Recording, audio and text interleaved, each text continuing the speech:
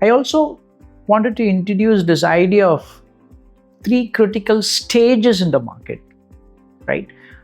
When you're too early, right? We have seen an example. When you're too early, I call these as extremes, right?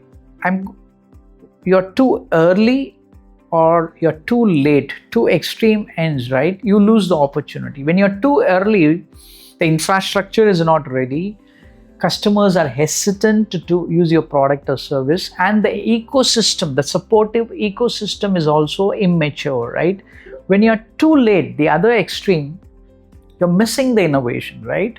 And the market is saturated and you lose the competitive advantage. When you're an early mover in a business, you tend to have the competitive advantage. Particularly, when you scale, you have more network effects.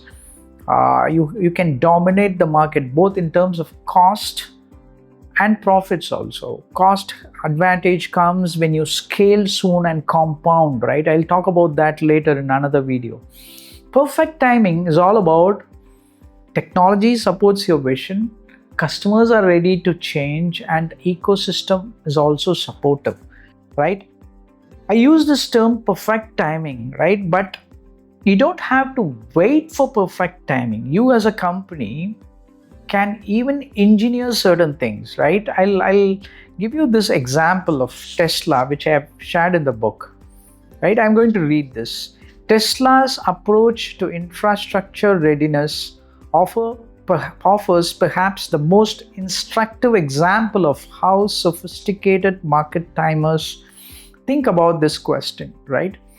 Forget about Tesla's current scenario, right? They are facing a lot of challenges, but when they got into this market, electric vehicle market, and even still, particularly when we are going back to Tesla's earlier stage, right? How they innovated. So remove this perception about Tesla, the news and all those things at this point of time, right? When launching Model S, they knew success required more than just building a great electric car.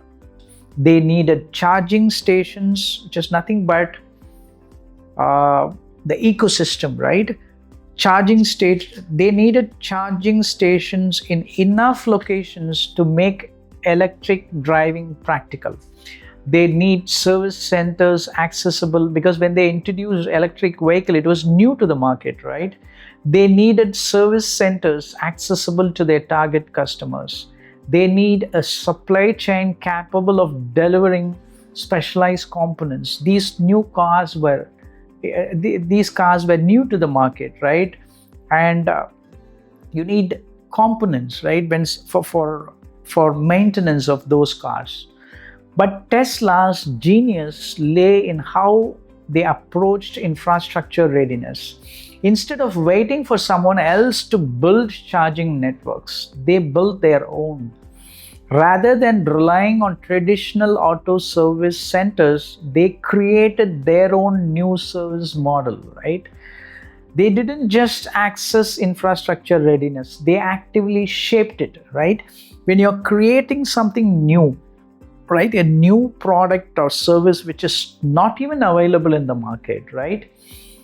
Sometimes you need to play an active role in creating the ecosystem. Maybe you can even invest on that or even collaborate with other existing players, because anyway, you're going to benefit from it as a market leader, right?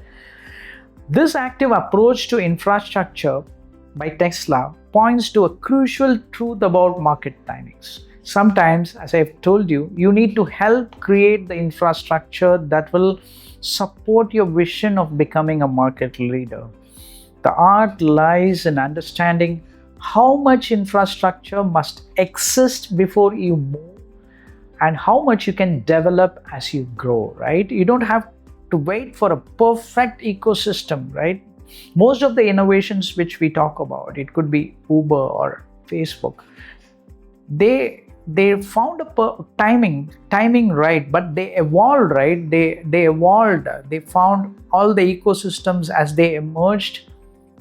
I mean, they made use of it, right? So you don't have to wait for a perfect ecosystem, right?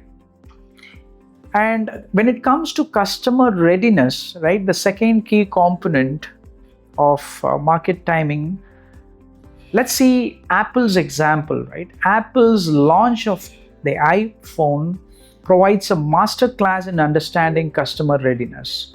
When Steve Jobs introduced the revolutionary device iPhone in 2007, Apple wasn't just asking if people would pay a premium price for a new kind of phone.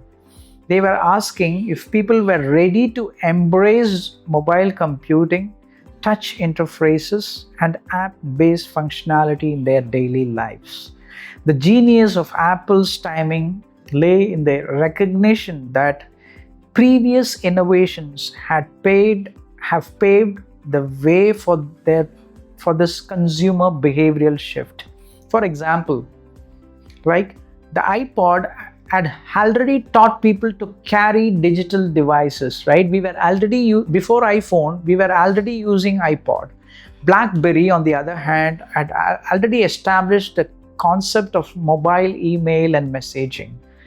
The web was becoming more mobile friendly.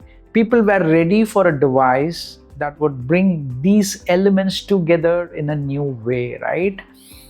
When iPhone entered into the market, we as consumers were already used to certain aspects of it, right? This lies in stark contrast to Google's Glass project. Google introduced a Glass, right, which failed not because of technological limitations, but because people weren't socially and culturally ready to wear computers on their faces. The behavioral leap was too great too soon. The customer readiness simply wasn't there. I mean, way back when Google launched their Glass project. I'm not pretty sure if they launch any innovation like this today. I believe people might even adopt, right? So the most successful market timers understand the customer readiness often evolves in stages, right? Rather than, again, as I've told you, rather than waiting for complete readiness, they create pathways that help customers gradually move towards new behaviors, right? Amazon's Prime service, for example, didn't just appear initially as a comprehensive benefits package we know today, right? It started with a simple proposition, faster shipping, and gradually expanded as customer behavior evolved, right? And another example which I wanted to give for the third aspect, right, ecosystem readiness, right, is the supporting network in place, right? I'm going to give you Uber's example here, right? Uber's timing of their ride-sharing service offers a perfect case study in ecosystem readiness. Their success required the alignment of multiple ecosystem elements that weren't obvious at first glance, right? Smartphones had to become prevalent enough for both drivers and riders, right? Mobile payment systems needed to be sophisticated enough to handle seamless transactions. GPS accuracy was also important for Uber, right? People needed to grow comfortable with app-based services in their daily lives. What makes Uber's story particularly instructive is how they recognize the ecosystem readiness doesn't mean everything has to be perfect. When they launched, some elements which I've shared were more developed than others. Their success lay in understanding which element needed to be fully ready to launch, which could evolve alongside their service, right? Everything evolved, smartphones, then GPS, then mobile payment systems. And as customers, we have started using an app. Particularly behavioral change was so easy, right? So that's why Uber became so perfect, so successful, right? So the magic in market timing happens when these three elements, right? I spoke about this. When infrastructure supports your vision, customers are ready to change, the second one, and the ecosystem can help you grow.